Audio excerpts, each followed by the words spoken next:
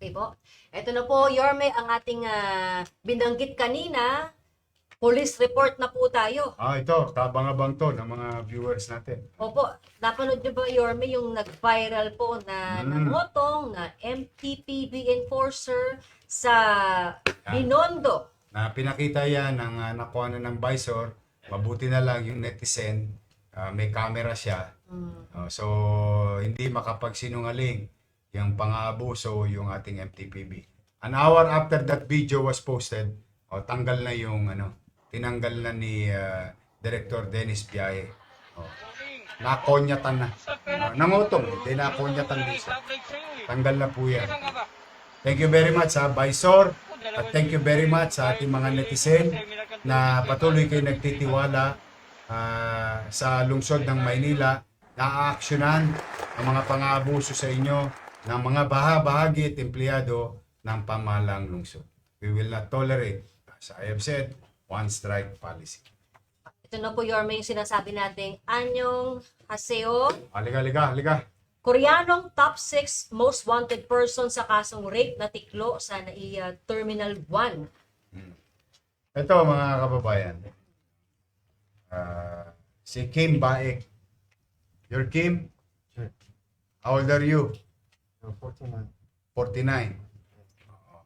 Itong si Kim Baek, inisyoan po ng warrant of arrest ni Judge Marlo Magdosa Malagar ng RTC NCR Branch 19 Manila noong January 12, 2026. Siya rin po ay nasa lista ng top 6 most wanted person district level sa kasong rape.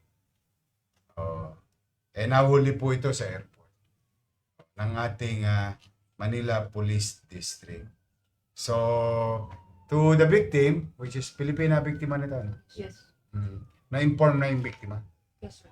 na nakakalawit na yung suspect. Yes. Ayan po. Tohong. Anong pangalan mo? Fernandez. Ikaw, Villarino? Villarino. Villarino. Ayan. Ito po, buhay po yung suspect. Hindi ba pwedeng ibili na safeguard yan?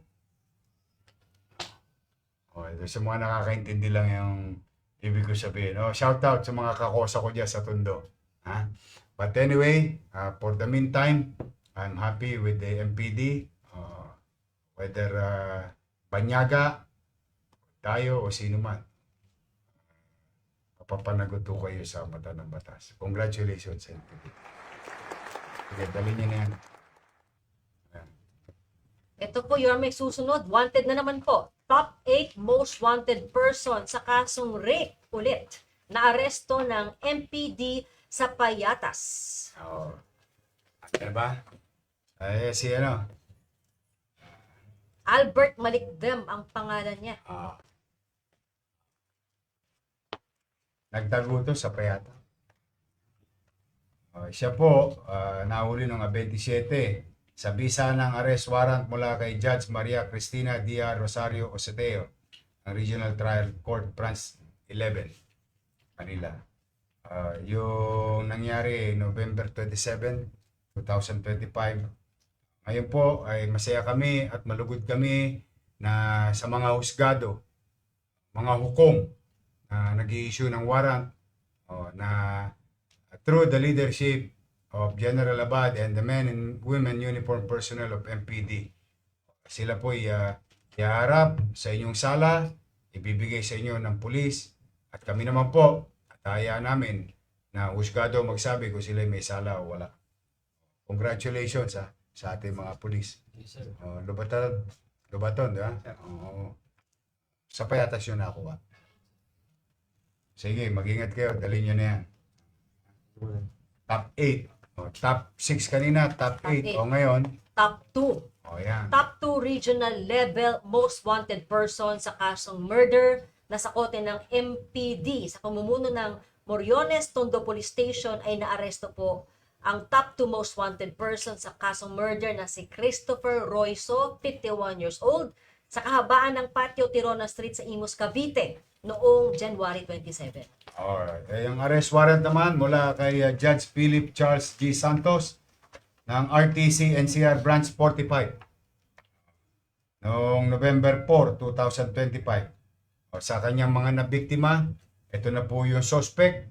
And I hope in our own little way, your city government, ang inyong pamahalaang lungsod ng Maynila at Manila Police District ay makapagbigay o maibsan yung hapdi, sakit na nararamdaman ninyo at makamit ninyo ang hustisya sa mata ng husgado at hayaan natin sila ay magpaliwanag kung sila ba'y may kasalanan o wala. But for the meantime, warrants were issued. I'm happy for the judge and I'm happy for the victim. And I'm proud of Manila Police District, the men and women of MPD. Congratulations. So, dali nyo na kay Judge Cruz. Colonel, palawit nyo ha. Keep it up, pare. See you later. Kaya po, mga kababayan. Shoutout po sa ating mga kapulisan. Maraming salamat po sa inyo. Sabi ko naman sa kanila, ayaw nilang makinig. Magbago na kayo ng address. Huwag na dito sa Maynila. Pero okay lang. Talagang hindi namin kayo mapigilan. We'll make sure justice will be, you will be brought to justice in our own little way. May certainty sa Manila. Okay. Tuloy-tuloy Yan po po mga tayo. let's po natin. Oo. Kaya nga po, salamat po at malaking bagay po yun sa pamilya boss kahit na matagal na panahon ay magkaroon ng hustisya. Oh. Kasi hindi naman tayong dalawa para humusga eh. Ang trabaho natin, yung mga manonood, magkaroon sila ng kapanatagan na yung mga umabuso sa kanila ay tinutugon yung trabaho ng pamahalaan na papanagutin itong mga individual na ito. Yun naman trabaho natin.